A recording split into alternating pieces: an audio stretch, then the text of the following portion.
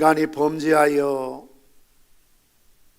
에덴 동산에서 추방당한 후 이 세상에는 염려가 들어왔습니다.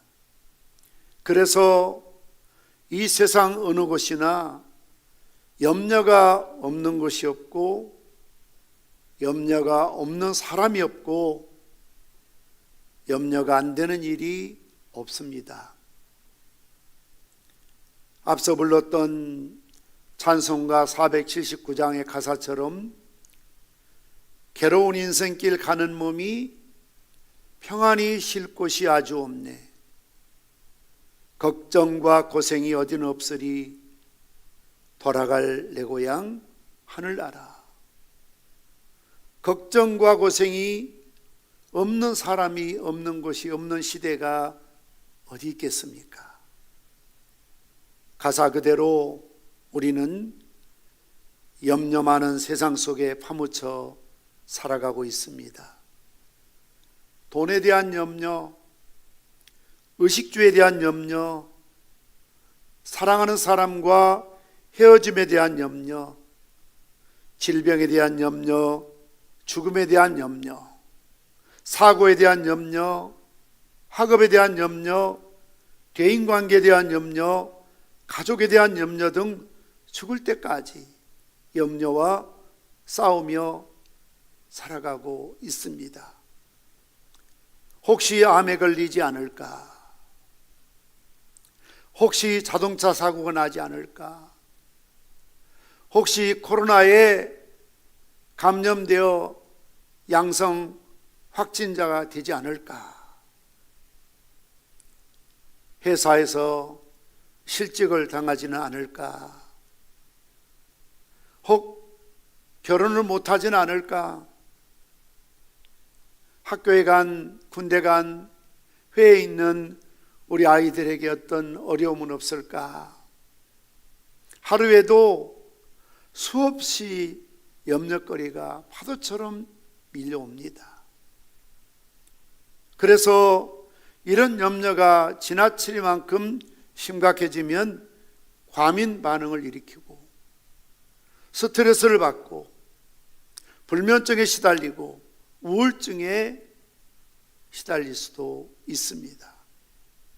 조셉 몬테이그 박사는 우리가 음식 때문에 위궤양에 걸리는 것이 아니라 우리의 건강을 좀먹는 염려 때문에 위궤양에 걸린다고 주장을 하고 있습니다.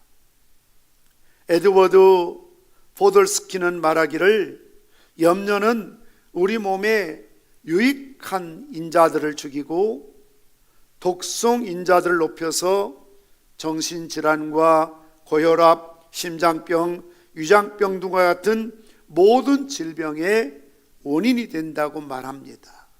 그래서 염려는 만병의 근원이라고 말하고 있습니다.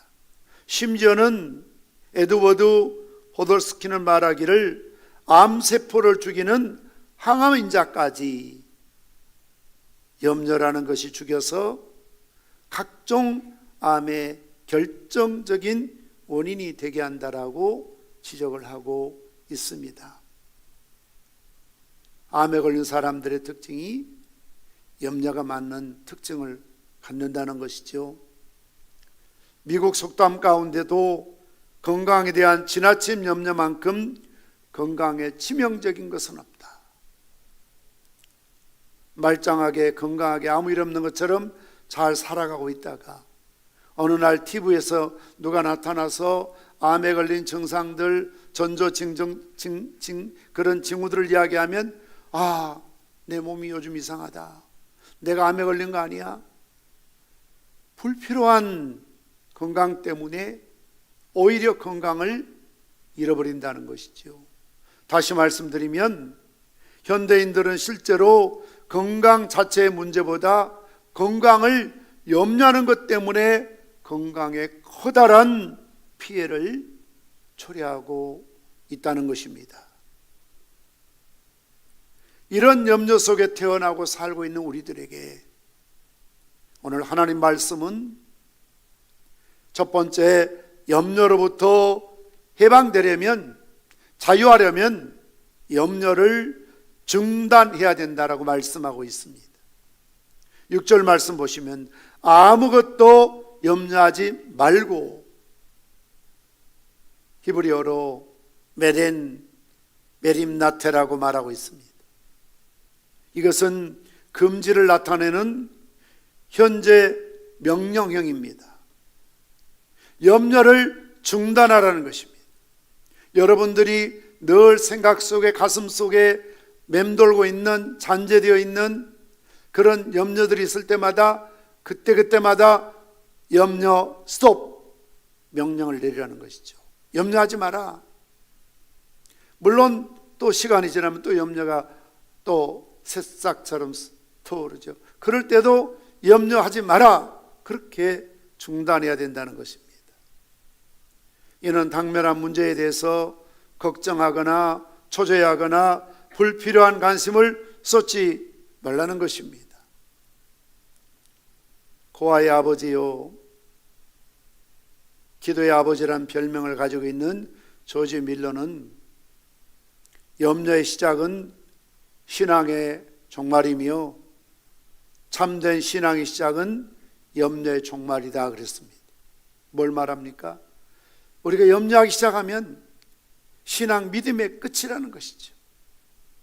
그러나 참된 믿음과 참된 신앙은 염려의 종말입니다. 믿음과 염려는 비례한다는 것이죠. 믿음이 강하면 염려는 작아지고, 믿음이 약하면 상대적으로 염려가 자꾸 커질 수밖에 없는 것이죠. 그래서 염려하는 것은 죄가 되는 것입니다.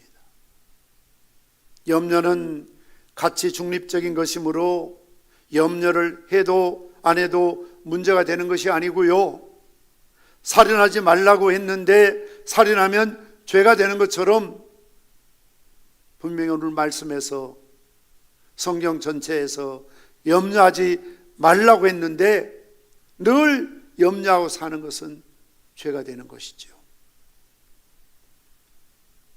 빌립보서는 로마의 황제 네로가 기독교인들을 심각하게 핍박했을 때 사도 바울이 로마 감옥에서 기록한 말씀입니다. 이런 살벌한 분위기에서 믿는 성도들이 얼마나 염려가 많았겠습니까? 언제 재산을 빼앗길지, 쫓겨날지, 언제 내 남편이, 내 자식이 잡혀가 죽을지, 언제 내가 잡혀가서 화형을 당할지, 짐승의 밥이 될지 알 수 없는 미로 같은 시대였거든요. 이런 상황에 놓여 있는 성도들에게 오늘 바울은 뭐라고 말합니까? 염려하지 말라는 것입니다. 먹는 것도, 입는 것도, 사는 것도, 죽는 것도, 아무것도 염려하지 마라. 누가복음 12장 22절 예수님께서도 너희 목숨을 위하여 무엇을 먹을까, 몸을 위하여 무엇을 입을까 염려하지 말라. 염려함으로 그 키를, 생명을 한자나 더하게 할 수가 있느냐.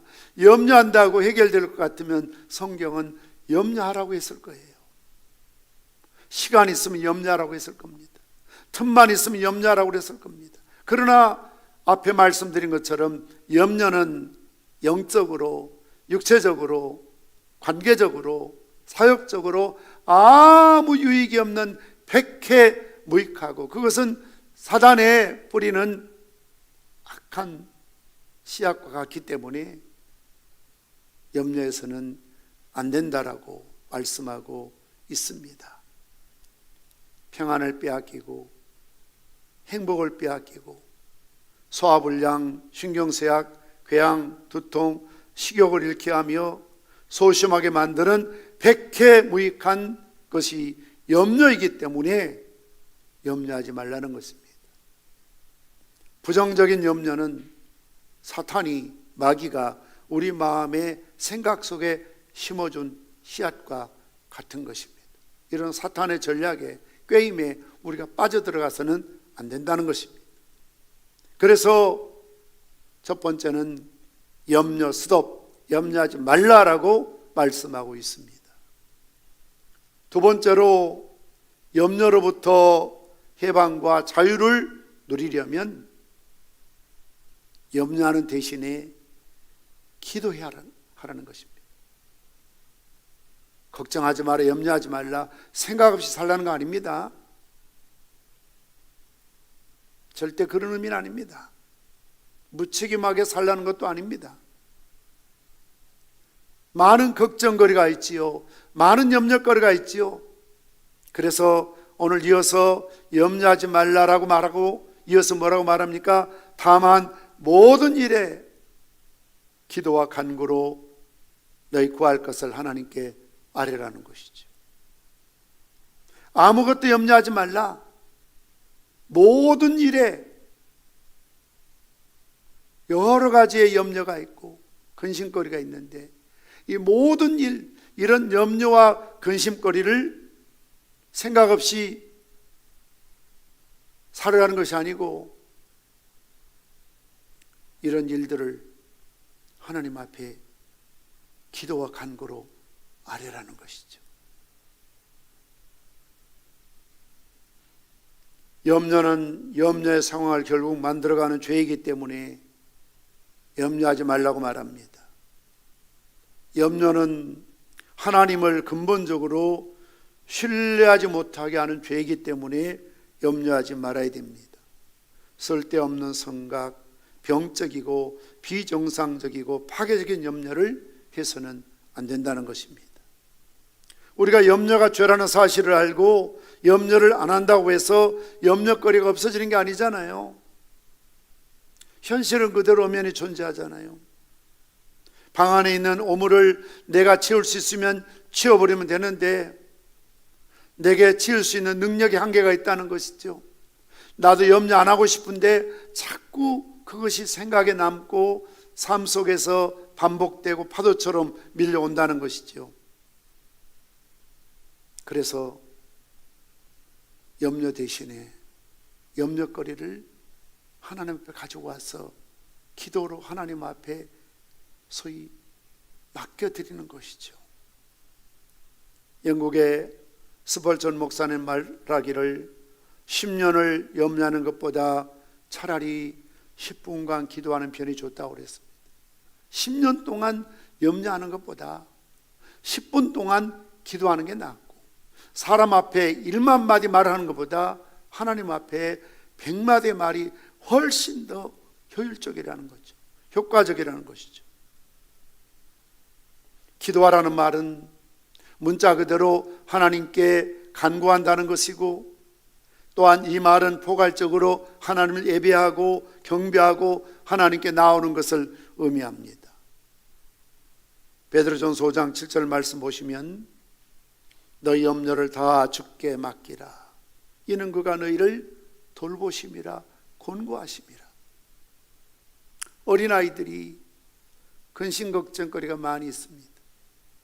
자기가 돈을 벌 수도 없고 밥을 해먹을 수도 없고 옷을 사 입을 수도 없고 장난감을 살 만한 능력도 안 되잖아요. 그럼 어떡합니까? 아빠에게 엄마에게 와서 달라고 해야 됩니다. 요구합니다. 필요하다는 것을 이야기해야 됩니다. 배고프다고 그렇게 떼를 쓰듯이 이야기해야 돼요. 우는 아이에게 젖을 준다고 하잖아요. 울어야 돼요. 신생아들은 말을 못 하잖아요. 의사 앞에는 어떻게 합니까? 우는 것을 해요. 울면 뭔가 얘가 필요한 게 있구나. 배가 고프구나. 기저귀를 갈아줘야 되겠구나. 어디가 아프구나. 우리도 염려하지 말라고 그래서 멍 때리고 살라는 것이 아니고 아무 생각 없이 바보처럼 살라는 것이 아니고 휘쭉휘쭉 웃으면서 2% 부족한 사람처럼 무조건 그렇게 살라는 게 아니고 이 근심거리를, 염려거리를 가지고 와서 주님께 맡기라는 거죠. 저희들이 어릴 적에 목사님들께서 강대상에서 적절한 비유를 말씀하시는 것 가운데 이런 말씀을 자주 하셨어요. 옛날에는 보따리 장수가 있어요. 지금은 온라인으로 마트, 가게 가서 필요한 거 바로 살 수 있지만 옛날에는 그런 시절이 아니니까 옷이든 생선이든 시계든 책이든 항상 이런 가지고 마을에 와서 파는 사람이 있거든요. 특별히 그 보따리 안에는 그냥 남녀노소 입을 수 있는 옷을 다 가져와요. 철에 따라서 겨울에 입을 수 있는 옷, 여름은 여름대로. 그러면 보따리 장수들이 큰 무거운 걸 머리에 이고 와서요 방 안에 딱 넣고 쫙 펼쳐놓죠. 그러면 지금도 기억에 생생합니다. 특별히 설이나 추석 명절 앞두고 이런 보따리 장수들이 늘 오는데요, 그러면 그냥 자기 맞는 것 입혀보고 다 이렇게 해요. 필요한 걸 사지요. 그러고 나면 어떻게 합니까? 보따리 장수가 또 그걸 주섬섬 넣어갖고 또 묶어갖고 또 이거 이 집 저 집 다니는 거예요. 그래서 옛날 목사님들이 그런 이야기 했어요. 여러분들이 보따리 장수처럼 교회 와서 다 하나님께 내어놓고 풀어 제끼고 다 맡기는 것처럼 그렇게 기도하는데, 문제는 갈 때 또 싸가지고 이고 간다는 거예요. 맡겼으면 하나님께 던져놓고 가야 되는데 그걸 또 다 이야기하죠. 하나님, 자녀가 어떻고 몸이 어떻고 참 가난이 어떻고 환경이 어떻고 교회가 어떻고 다 하나님께 기도하며 그리고 하나님께 맡기고 가야 되는데 못 맡기는 거예요. 저부터 못 맡기는 겁니다. 또 싸들고 가는 겁니다. 교회 와서 기도했는데 한나처럼 맡기고 다시는 수심이 없고 근심이 없어야 되는데 우리는 여전히 수심이 있고 근심이 있고 걱정이 있고 염려가 있다는 게 문제죠. 왜 그럴까요? 하나님 앞에 철저하게 위임하지 못하고 하나님을 전적으로 신뢰하지 못하는 불신앙이라는 거죠. 시편 55편 22절 말씀에서도 내 짐을 여호와께 맡기라. 그가 너를 붙드시고 의인의 요동함을 영원히 허락하지 아니하시리로다. 여러분, 요동하는 걸 하나님 싫어하세요? 슬퍼하세요?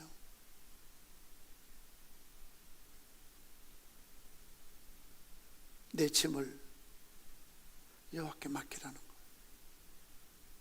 건강이든 자녀든 사역이든 교회든 하나님께 맡겨야 돼요. 내가 지고 가는 거 아니에요. 질 수도 없어요. 그가 너를 붙드시고 의인의 요동함을 영원히 허락하지 아니하리라. 그래서 기도하는 것은 염려를 가져다주는 대진표를 바꾸는 것과 같습니다. 대진표 알지요? 야구든 축구든 항상 상대방의 대진표에 따라서 토너먼트를 하든 경기를 하잖아요. 나와 사탄과의 염려를 주는 마귀 사탄과의 대진표에서 하나님과 사탄으로 바꿔버리는 것이에요. 내가 빠지고 내 자리에 하나님을 세우는 겁니다. 염려를 주는 사단과 내가 싸우면 백전백패할 수밖에 없어요. 이길 수 없어요. 그러나 하나님께서 내 대신 싸워주시면 반드시 승리하게 될 줄 믿으시기를 바랍니다. 할렐루야. 그래요. 다윗 대 골리앗이 아니에요. 하나님 대 골리앗입니다. 모세 대 바로가 아닙니다. 자꾸 모세는 내가 어떻게 바로와 싸워서 이길 수 있겠습니까? 자기가 바로와 싸워서 이긴다고 생각할 때 하나님은 아니라고 그래요. 내가 간다, 내가 간다. 내가 이룰 것이다. 내가 싸운다. 너 걱정하지 마라. 너 그냥 심부름만 해. 흉내만 내. 내가 이룬다니까. 내가 하겠다고. 그래서 하나님 대 바로로 바꿔놓는 것입니다. 자신 대 질병이 아니라 하나님 대 질병으로, 나와 가난이 아니라 하나님 대 가난으로 대진표를 바꾸는 겁니다. 하나님 싸워주세요. 그래서 이런 큰 소리를 쳐야 돼요. 하나님, 내가 망하면 하나님 손해입니다. 그렇게 말할 수 있어야 돼요. 하나님, 내가 망하면 하나님 손해예요. 하나님, 나 손해볼 거 없어요. 하나님, 평상교회 잘못되면 하나님 손해입니다. 그래야 돼요. 어떤 문제가 있을 때 문제만 맡기는 것이 아니고요, 우리의 인생 전체를 맡겨야 됩니다. 그래서 살아도 주를 위해 살고 죽어도 주를 위해 죽고 내가 죽는 것도 유익함이니 이는 그리스도께서 내 안에 살아계심이라. 내 인생 전체를 토탈로 위탁해야 돼요. 파트타임이 아니에요. 이것만 하나님 간섭하시고 해주시고요, 이건 내 알아서 할게요, 그게 아니고 전인 모든 걸 통째로 맡겨야 돼요. 시편 37편 5절 6절 말씀처럼 내 길을 여호와께 맡기라. 그를 의지하면 그가 이루시고 내 의를 빛같이 나타내시며 내 공의를 정오의 빛같이 하시리로다. 아멘. 그렇습니다. 여러분의 길을 여호와께 맡기십시오. 전부를 맡기십시오. 정말 우리가 전적으로 하나님 의지하면 하나님 그가 이루시는 거예요. 하나님 이루시죠. 내가 이루리라 말씀하셨던 것처럼 하나님 이루시는 거예요. 우리 평산교회 기까지 제가 한 거 아무것도 없어요. 참 죄송하지만 어느 장로님이, 권사님이, 어느 집사님이, 어느 힘 있는 사람이 평산교회 끌어오는 거 아니에요. 하나님 이루시죠. 지금까지 이루어하셨고 앞으로도 주님 오실 그날까지 피로 값주고 세우신 이 교회는 하나님이 책임져 주실 것입니다. 저는 그런 믿음과 확신이 있습니다. 내 의를 빛같이 나타내시며 내 공의를 정오의 빛같이 하시리로다. 복잡한 문제가 있으면 있을수록 그 복잡한 문제를 하나님께 맡겨야 됩니다. 예레미야 17장 5절에서 8절 말씀 잘 아는 말씀이지만 저는 이 말씀을 다시 한번 깊게 묵상하는 시간을 가졌습니다. 여호와께서 이와 같이 말씀하시니라. 무릇 사람을 믿으며 육신으로 그의 힘을 삼고 마음이 여호와에서 떠난 그 사람은 저주를 받을 것이라. 그는 사막의 떨기나무 같아서 좋은 일이 오는 것을 보지 못하고 광야 간조한 것 건건한 땅 사람이 살지 않는 땅에 살리라.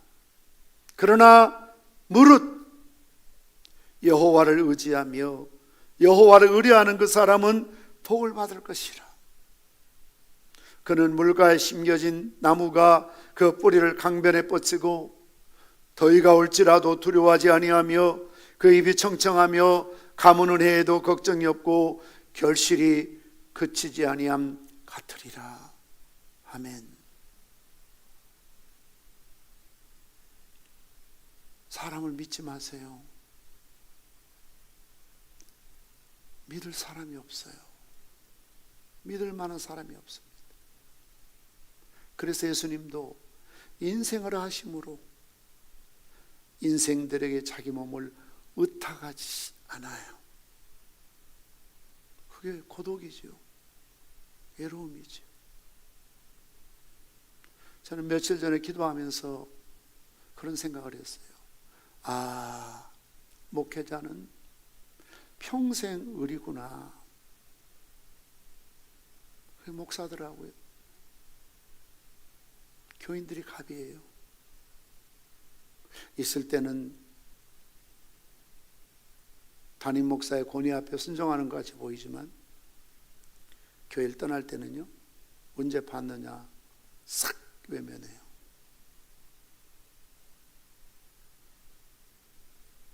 회사는 그렇게 하지 않잖아요. 월급 받으니까요. 어떤 조직이 가면 그래 안 하잖아요. 근데 교회는요, 그냥 자기 싫으면, 마음에 안 들면, 기분 나쁘면 확 돌아서요. 그럼 늘 목사는 의리예요. 시린 가슴을 평생 안고 살아가는 게 목사죠. 그래서 사람 믿지 마라. 육신으로 그 힘을 삼지 마라. 철저하게 하나님만 바라보고 철저하게 하나님만 의지하도록. 무릇 여호와를 의지하며 의뢰하는 그 사람 복을 받을 것이라. 하나님은 질투하시는 하나님이시거든.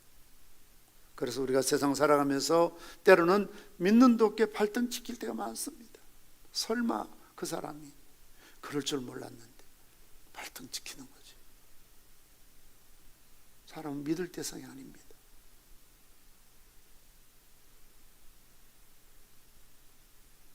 그래서 기도한다는 것은 내 짐을, 염려를 하나님께 맡긴다는 것이고, 기도한다는 것은 하나님을 전적으로 신뢰한다는 것입니다. 의지한다는 것입니다. 세 번째는 염려로부터 해방되려면, 자유하려면 감사함으로 기도하라 그랬습니다. 너희 구할 것을 감사함으로 하나님께 아뢰라. 아니, 염려가 있는데, 걱정이 있는데, 상처가 깊은데, 죽을 지경인데 어떻게 감사가 나와요? 불평밖에 안 나오지요. 원망밖에 나오지 않죠. 한숨밖에 없죠. 그러나 어떻게 하라고요? 너희 구할 것을 기도할 때에 감사하라는 거예요. 감사함으로 하나님께 아뢰라는 거예요. 기도의 전제 조건은 감사예요. 사람이 불평, 불만을 하면 절대로 만족한 삶을 살 수가 없습니다.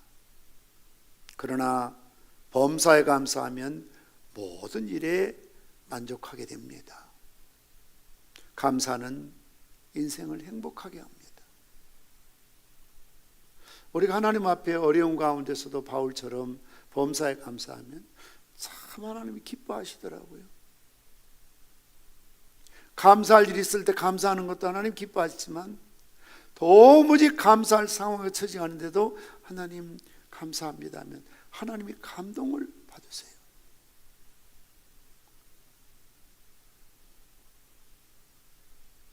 감사하는 곳에 천국이 있고 불평, 불만하는 곳에 지옥이지요. 감사에는 대단한 위력이 있습니다. 기적을 일으키는 힘입니다. 하나님 앞에서도 감사하면 기적이 일으키지만 여러분 부부간에도 가정에도 교회에서도 대인관계에서도 여러분들이 감사하는 마음을 품어보세요. 기적이 일어나요. 기적. 감사할 때 모든 일이 형통하게 됩니다. 다니엘에게 염려거리가 생겼잖아요. 기도하면 죽인다는 거 아닙니까? 그런데 다니엘 어떻게 합니까? 다니엘 6장 10절 말씀 보면 다니엘이 이 조서에 왕의 도장에 찍힌 것을 알고도 자기 집에 돌아가서는 윗방에 올라가 예루살렘을 향한 창문을 열고 전에 하던 대로 아무 일 없을 때, 잘 나갈 때, 기분 좋을 때, 형통할 때 하던 그대로 하루 3번씩 무릎 꿇고 기도하며 그의 하나님께 감사했더라. 하루 3번씩이요. 우리가 신년에 해야 될 미션 가운데 하나는 153 기도운동이에요. 이제 신년이 되면 여러분들에게 생명의 책을 나눠드릴 것입니다. 전도 기도 책자거든요.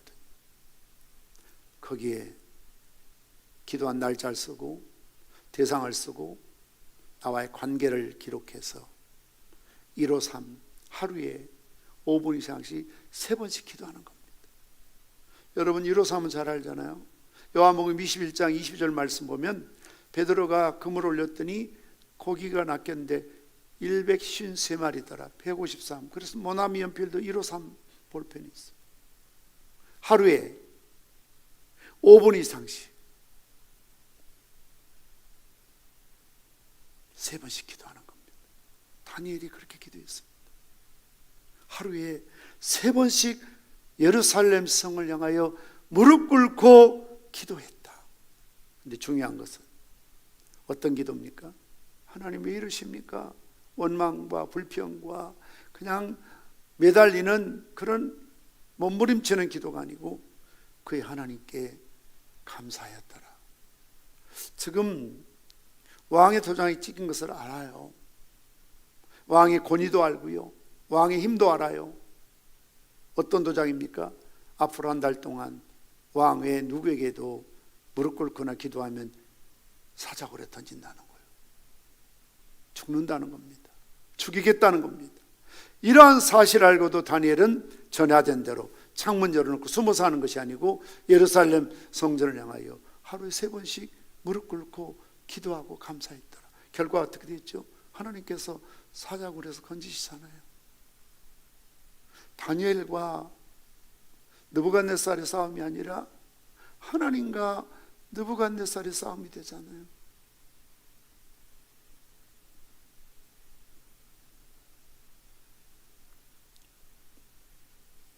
염려가 있지만 염려하는 기도가 아니라 감사하는 기도를 드렸습니다. 이것은 그리스도의 특성입니다. 감사는 하나님 마음을 열게 하는 요소입니다. 감사함으로 모든 염려를 하나님께 가지고 나올 때 우리가 이해할 수 없는 하나님의 기도에 놀라운 응답이 주어지지요. 그 첫 번째 그리고 가장 중요한 응답을 본문은 뭐라고 말합니까? 평강이라고 그래요.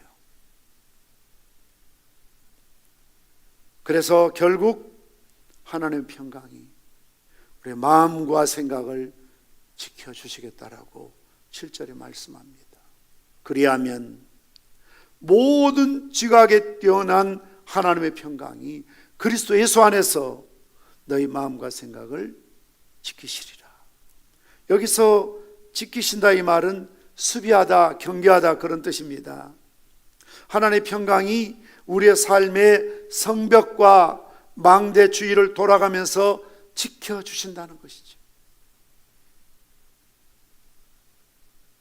하나님의 평강은 그의 모든 것을 지켜주시기 때문에 우리는 하나님의 보호 안에서 완전한 평강을 누리게 되는 것입니다. 모든 지각이 뛰어나신 하나님이십니다. 이 평강을 이해할 수도 상상할 수도 없는 그런 평강이죠.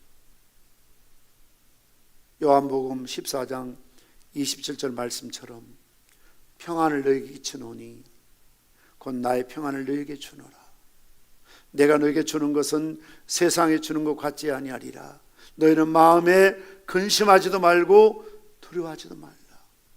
평안을 너희에게 주노라.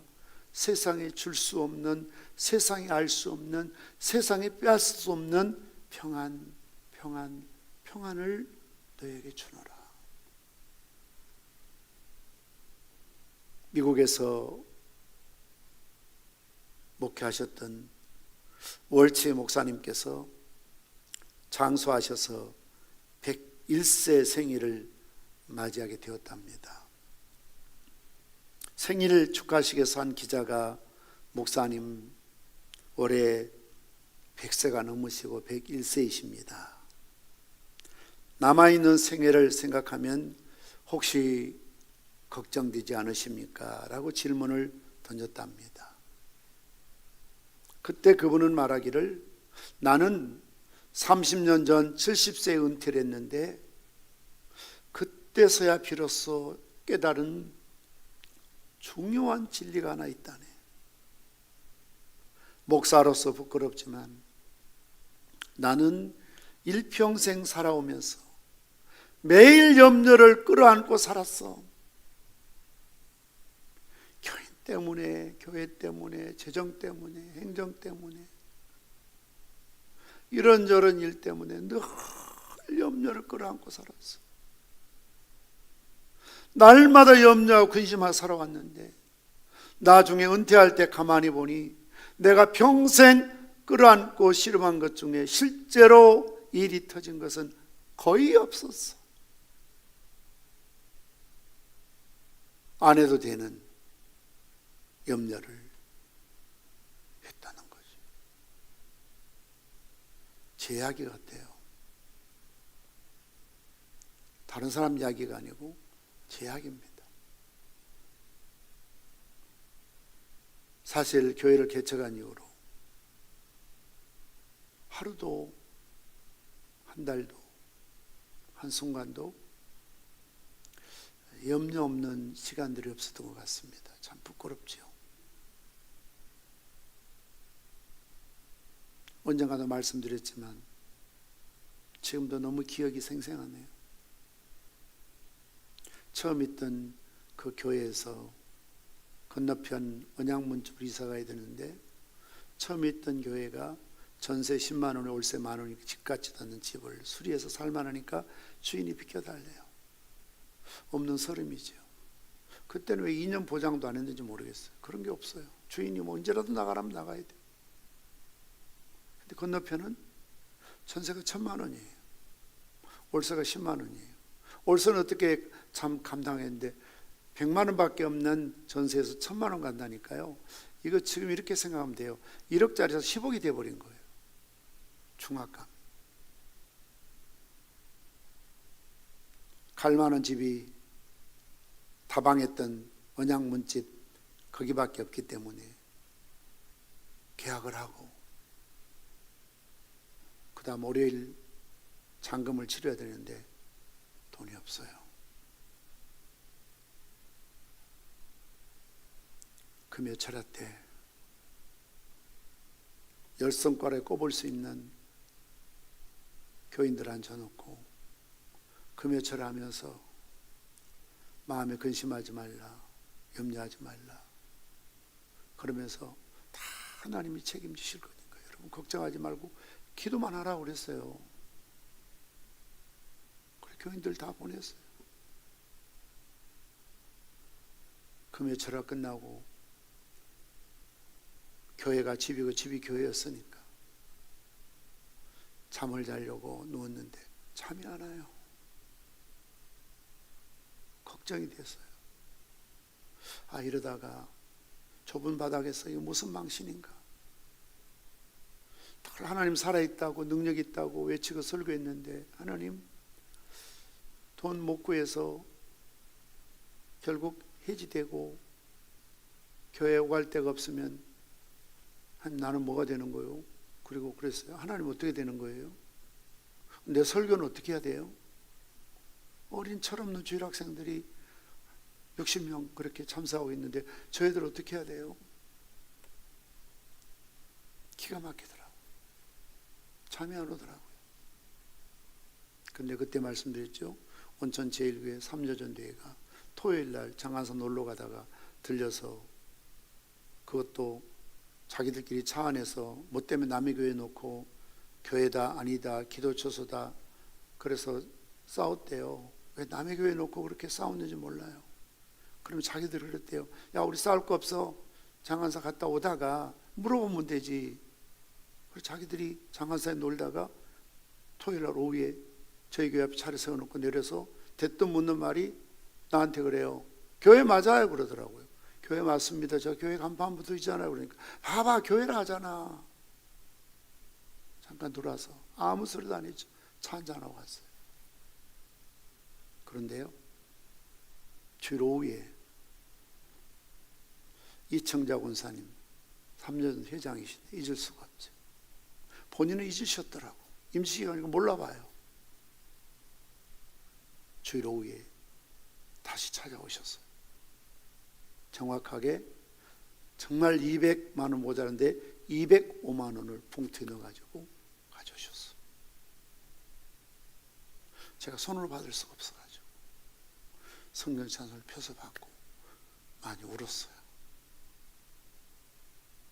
감사해서 운 것이 아니고 부끄러워서 울었어요. 창피하더라고. 내가 모자란다 말하지도 않고 그랬는데 하나님이 미리 좀 주시면 되는데 왜 그렇게 딱 발등에 불이 떨어져야 주시는지 모르지만 주시는 걸 보고 그동안 내가 너무 걱정한 게 부끄럽고 창피해서 울었어요. 교인들한테 믿으라 하고 지는 믿지 못하고 편안하라 하고 지는 잠도 못 자고.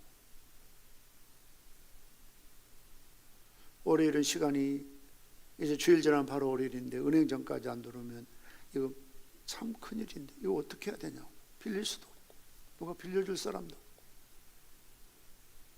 근데 하나님이 전혀 예상 밖에 뜻하지 않는 방법과 사람을 통해서 주시더라고요. 제가 하나님 앞에 너무 송구스럽고 부끄러워서 한없이 울었어요. 아마 그분들은 몰랐을 거예요. 개척교회 전도사가 얼마나 고생하면 이렇게 울까 생각이 모르지만 저는 그런 뜻이 아니었고 부끄럽습니다. 하나님 창피합니다. 하나님이 하시겠다고 약속하시고 내가 이루리라고 말씀해 주셨는데 내가 그걸 믿지 못했군요. 하나님의 시간에 하나님의 방법으로 하나님의 사람을 통해서 하나님이 이루실 일을 내가 왜 이렇게 끌어안고 고민했을까? 이런 일들이 한두 가지가 아니죠. 그러니까 웰치 목사님이 말씀하셨던 그 고백이죠. 30년 전에 70이 되어서 은퇴했는데 은퇴하고 난 다음에 깨달은 중요한 진리가 있다. 교회가 부도나면 어떡하지? 힘들어지면 어떡하지? 교인들이 떠나면 어떡하지? 누가 아팠는데 어떤 일이 있는데 정말 어떻게 해야 되나? 평생을 염려 근심을 끌어안고 살았는데 은퇴한 이후로 30년 지나서 되돌아보니까 아무것도 염려했던 게 실제 일어난 일 없대요. 쓸데없이 염려한 거예요. 심지어 염려를 우리는 갑을해서 하잖아요. 갑을. 어린애를 앉혀놓고 군대 갈 걱정하잖아요. 중3을 앉혀놓고 고3 될 걱정하잖아요. 아직 은퇴가 멀었는데 은퇴 후에 걱정하잖아요. 노후를 걱정하잖아요. 지금 말짱이 건강하게 살고 있는데 뭐 때문에 암 때문에 죽은 친구를 생각하면서 대입시켜서 나도 저렇게 비참하게 죽는 거 아닌가. 왜 그걸 걱정합니까? 갑을 해오잖아요. 갑을. 지난 일들을 곰곰이 생각하며 신경 쓰고 안달하며 속을 썩이는 염려가 아직도 있습니까? 아직 이루어지지 않았는데 쓸데없이 골똘히 생각하며 갑을 해서 염려하며 살아가는 법은 없습니까? 어찌할 수 없는 일 앞에서 부정적으로 생각하며 염려의 늪에 갇혀서 허우적거리고 사신 분은 안 계십니까? 염려는 죄입니다. 염려의 근본은 하나님의 보호와 인도를 믿지 않는 것입니다. 염려가 우리의 마음을 지배하지 않도록 해야 됩니다. 염려가 있을 때 염려 스톱! 멈춰야 돼요. 그리고 그 염려를 하나님께 가지고 와서 그 보따리를 하나님께 맡기는 겁니다. 문제를 맡기는 것입니다. 짐을 맡기는 것입니다. 근심 걱정을, 자녀들을 다 맡기는 것입니다. 하나님이 이룰 때까지 내가 시간도 정할 필요 없어요. 꼭 내가 시간 정하면 꼭 거기에 실족해요. 하나님의 때 하나님 방법으로 하나님이 알아서 하세요 하고 맡겨놔야 돼요. 하나님 내일까지요? 모레까지요? 언제까지요? 안 돼요. 하나님 주권에 맡겨야 돼요. 돌이켜보면요, 저는 뭐 자녀 문제, 교회 문제 사실 걱정 왜 안 하겠어요? 다 부질없는 걱정 많이 했어요. 쓸데없는 걱정. 기도하는 것을 끝내지 말고 염려하는 마음을 감사로 바꾸십시오. 그리고 감사하는 삶을 실천하십시오.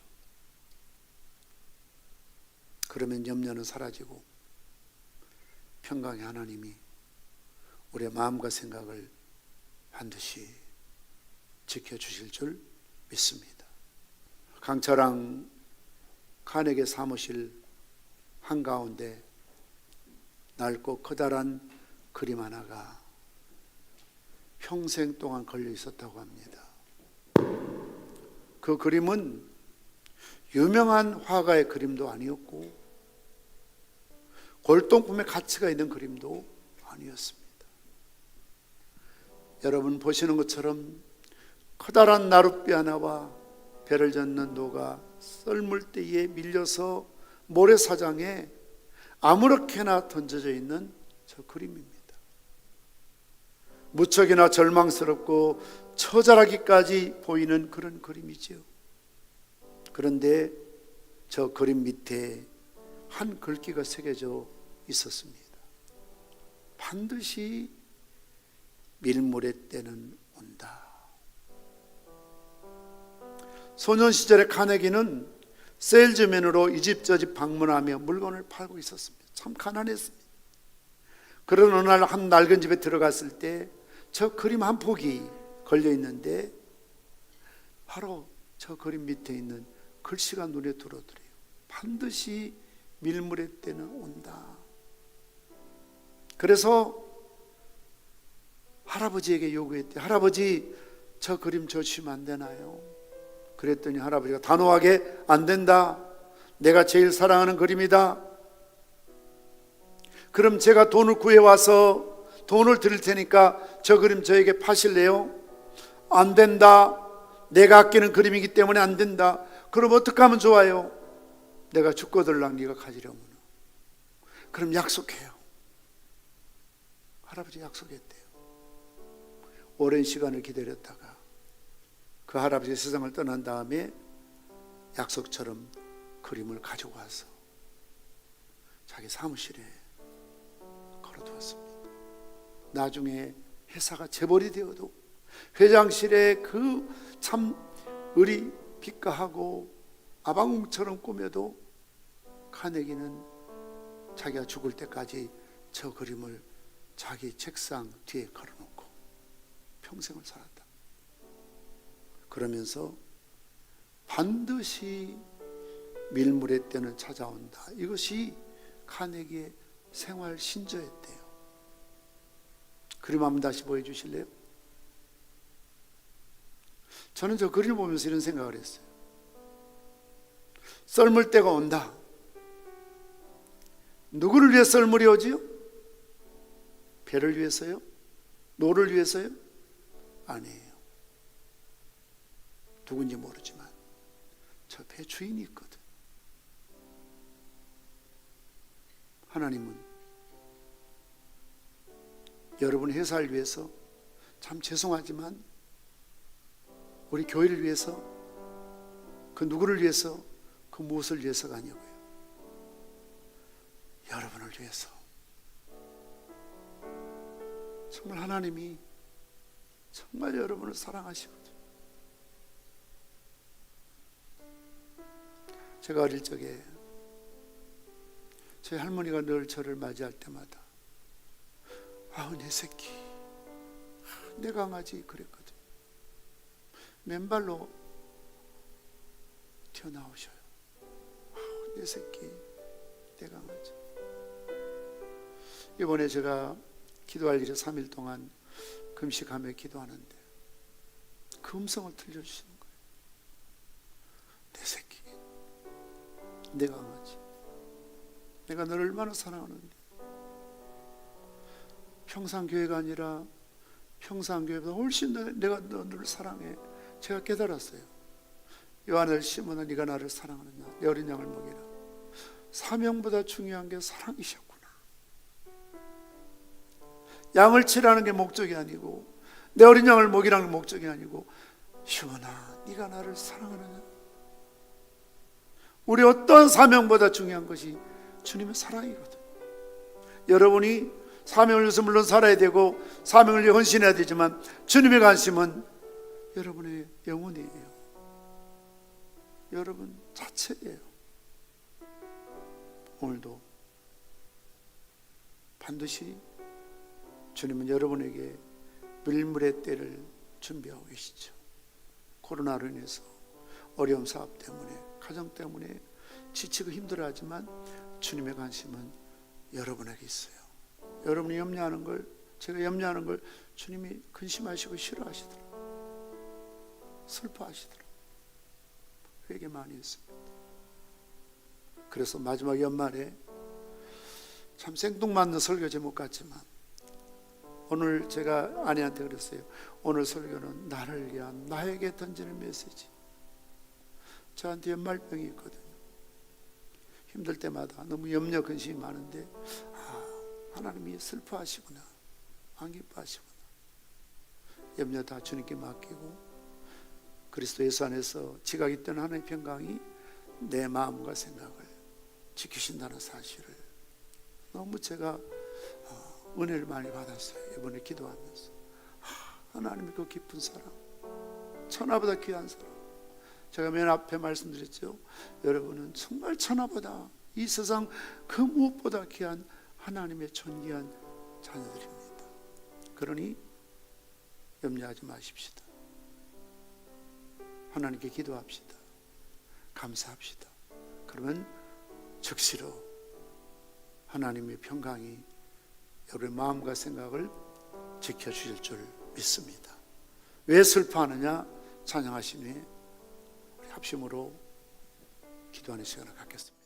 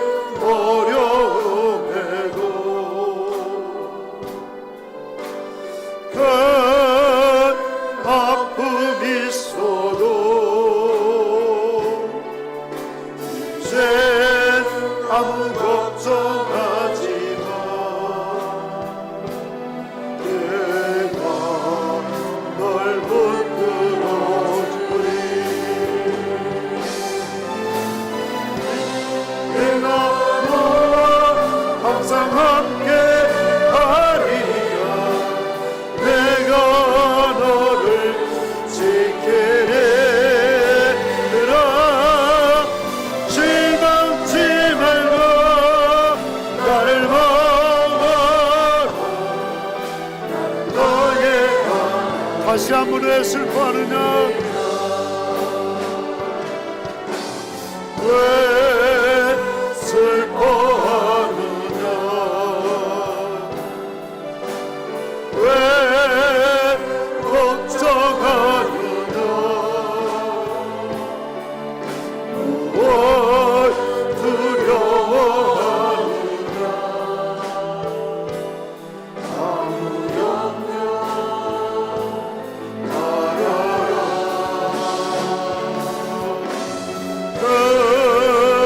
어려움에도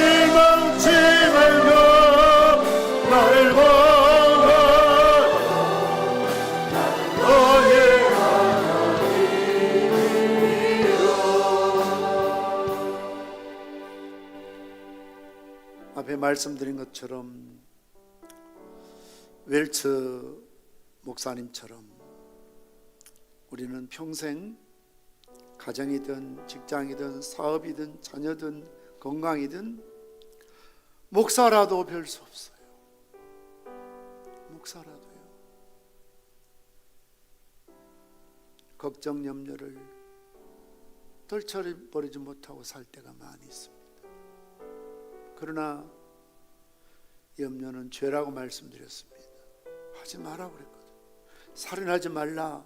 살인하면 죄가 되는 것처럼 염려하지 말라 말씀하고 있는데 내가 늘 염려 속에 파묻혀 살면 그게 죄가 되는 거예요. 내 짐을, 염려를 여호와께 맡겨야 됩니다. 다 맡깁시다. 자녀 문제, 건강 문제, 사역 문제, 노후 문제, 내일의 문제 다 주님께 맡깁시다. 그리고 사람을 의지하지 말고 믿지 맙시다. 하나님을 의뢰합시다. 하나님을 믿읍시다. 그러면 물가에 심겨진 나무처럼 아무리 가물어도 코로나로 어려워도 불경기도 다 망한다 할지라도 다 주저앉아도 가문을 해도 잎이 마르지 않고 결실이 그치지 않는 축복을 주실 것입니다. 무엇보다도 상황은 달라지는 게 없지만 모든 지각이 뛰어난 하나님의 평강이 그리스도 예수 안에서 여러분의 생각과 마음을 지켜주실 줄 믿습니다. 평화로다 평화. 지금은 힘들고 보이는 게 없지만 썰물로 인해서 물이 빠져나가서 저 배처럼 꼼짝할 수 없이 날개 꺾인 새처럼 주저앉아 있지만 반드시 밀물의 때가 오는데 배를 위해서가 아니고요, 여러분을 위해서. 정말 하나님이 여러분을 너무 사랑하시기 때문에, 너무너무 아끼시기 때문에 여러분을 위해서 반드시 밀물의 때를 하나님께서 허락해 주실 줄 믿으시기를 바랍니다. 오늘 주신 말씀, 저는 저에게 주신 말씀으로 받고 여러분은 여러분에게 주신 이 메시지로 받으셔서 하나님 앞에 결단합시다. 하나님, 더 이상 염려 안 하겠습니다. 나의 근심 걱정 주님께 맡겨드립니다. 감사하겠습니다. 감사하며 기도하겠습니다. 감사하며 살겠습니다. 더 이상 불평하거나 원망하거나 누구를 탓하지 않겠습니다. 그럴 때 주님의 뛰어난 지각이 우리의 마음과 생각을 지켜주시옵소서. 평강을 주시옵소서. 우리 주님 세 번 부르짖고 뜨겁게 합심으로 기도하십니다. 주여, 주여,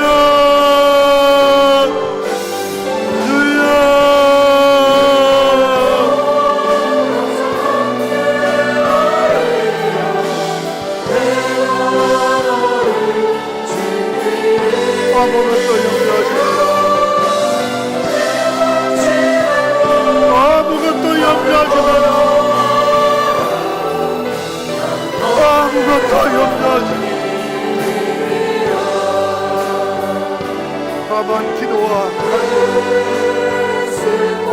하나님께 맡기라. 내 짐을 여호와께 맡기라. 기도로 하나님만 믿고 하나님만 신뢰하고 하나님만 바라고 사람을 믿지 말고 내 육을 힘으로 삼자. 여호와를 의지하라. 감사함으로 하나님께 아뢰라. 불평하지 마라. 원망하지 마라. 탓하지 마라. 그저 감사해라. 감사해라.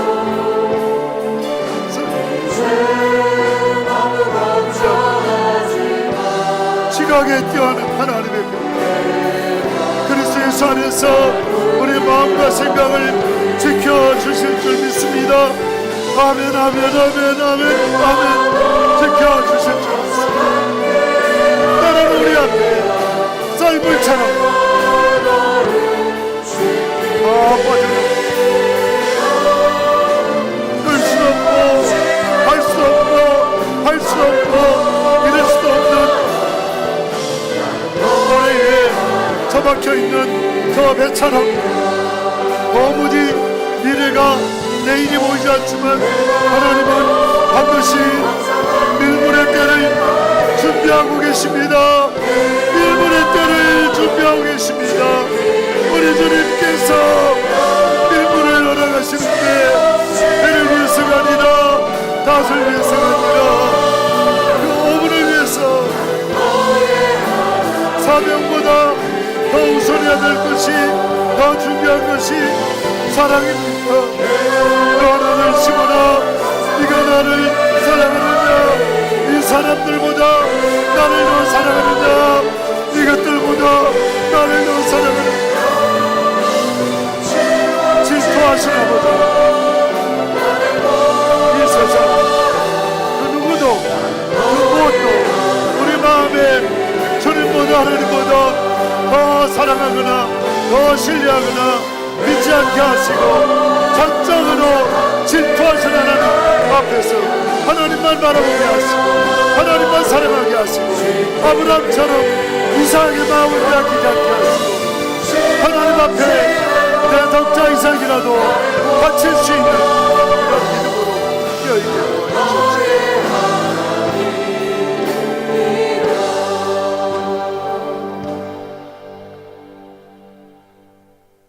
아무것도 염려하지 말고 다만 모든 일에 기도와 간구로 감사함으로 너희 구할 것을 하나님께 아뢰라 말씀하셨습니다. 염려를 멈추게 하시고 기도를 통해 하나님을 신뢰하며 전적인 위탁을 통하여 감사함으로 하나님께 기도하며 맡길 수 있게 도와주시기로 합니다. 그리하면 모든 지각에 뛰어난 하나님의 평강이 그리스도 예수 안에서 우리 마음과 생각을 지켜주실 줄 믿습니다. 때로는 우리 앞에 썰물의 때가 있습니다. 그러나 반드시 밀물의 때가 온다는 것을 믿습니다.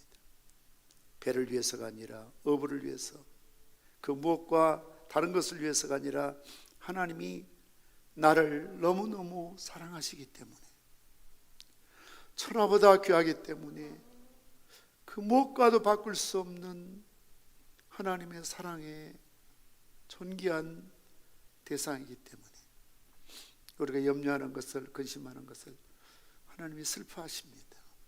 걱정하십니다. 주님 주시는 평강이 이 시간 우리 심령 골수에 흘러 차고 넘치게 도와주시옵소서. 그리함으로 우리 심령 속에 감사가 넘치게 하시고 매일매일 기뻐하게 하시고 승리의 함성을 부르며 당당하게 기죽지 않고 살아가게 도와주시옵소서.